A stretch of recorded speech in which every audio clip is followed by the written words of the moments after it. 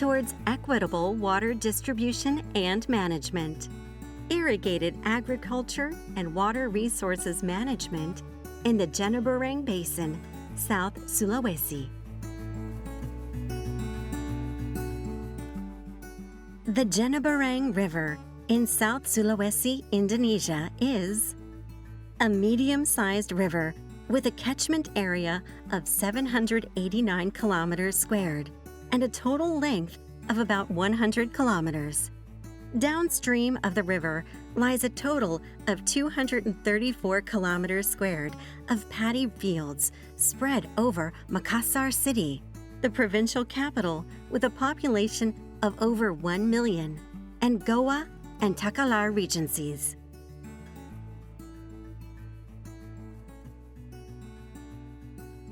Makassar City previously experienced frequent floods during the rainy season and water shortages during the dry season. In 2000, to prevent floods and provide a stable supply of drinking water and irrigation water for paddy fields, the Bili-Bili multipurpose dam was built. Prior to the construction of the dam, rice was cultivated with rainwater, and the annual harvest provided just enough income to feed a family of 5, which is the average family size in this area. The completion of the dam has enabled double and triple cropping using water during the dry season, increasing the income of the farmers. However, even after the construction of the dam, there were paddy fields that were not getting water during the dry season. This is because the farmers upstream close to the dam were using too much of the water.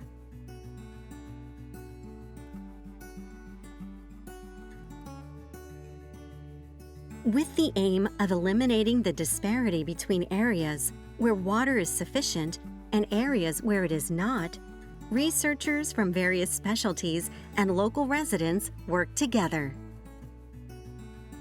This project was carried out by a team made up of natural science, social science, and humanities researchers, as well as the residents in the community. To understand the current distribution and use of the water in the Jeneberang River, the natural scientist measured the water level and flow velocity of the river and identified the total volume and fluctuations of the water. The social scientist studied social conditions and existing irrigation organizations through interviews and questionnaires. After the basic survey, a meeting was held with over 100 participants.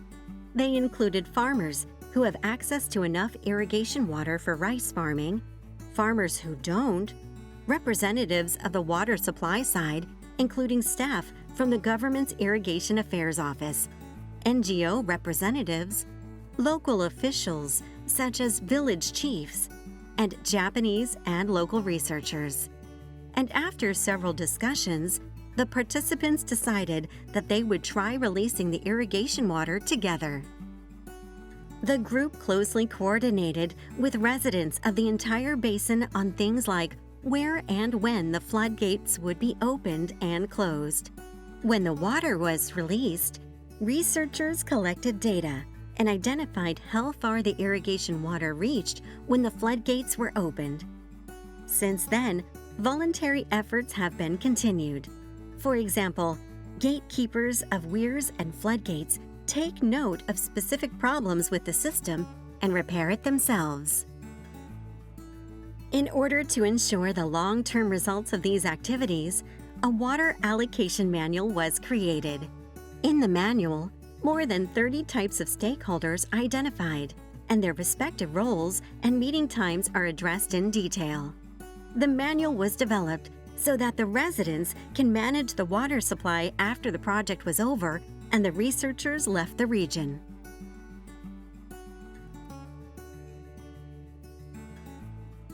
Water, which exists everywhere on Earth, circulates around the Earth while alternating states from solid to liquid to gas. Water vapor in the atmosphere forms clouds in the sky and falls to the ground as rain or snow. Some of this seeps into the ground and becomes groundwater, while some of it gathers in valleys from the surface, flows into rivers, and eventually reaches the sea. Seawater and surface water evaporates from the sun's energy and returns to the atmosphere as water vapor. The circulation of water through the processes of precipitation, seepage, runoff, and evaporation is called the water cycle. 97.5% of the water on Earth is seawater. The remaining 2.5% is freshwater, of which only about 0.01% is available for human use from rivers and lakes. Water that can be used by humans as a resource is called water resources. At the level of the Earth as a whole, water can be considered as an infinite resource because it can be reused through the water cycle. Yet at the regional level, the amount of available water for human use is limited. If water is used extensively for daily life, factories, or agriculture, there may be some people who do not have access to enough water. Agriculture is the sector that uses the most water resources. Globally, about 10% of water resources are used for household purposes, and about 70% are used for agriculture. In areas of low precipitation or high evaporation, scarcities of water for agriculture are often a serious problem. In such cases, it is important to consider the lives of other residents in the basin who are using the same water source, so that the water can be distributed fairly among the users.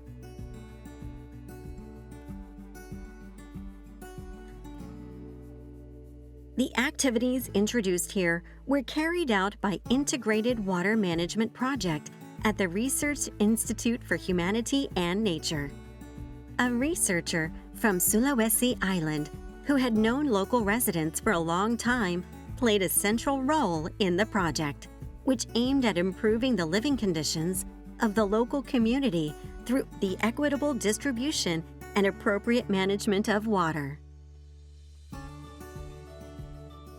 Researchers in various disciplines and local stakeholders planned and implemented the activities together, through which they learned from each other. The process led to the appropriate distribution and management of water. After the project, the water became available to those who didn't have enough before, and the income of poor residents was increased. By participating in the project, the local people increased the self-confidence. Some residents started new initiatives after the project. These included securing budgets from the government and repairing and installing water channels. Thus, as a result of researchers and local people working together, equitable water distribution and management were achieved, and the living conditions of the residents were improved. Water resources are used for various purposes everywhere in the world. Each region has its own unique history, culture, climate, and ecosystem, and the people who live there have their own way of living. To use water resources in a fair and sustainable manner, it is important that we understand the problems that the residents face, respect their expectations for the future, and develop a system in which they can manage the problems on their own.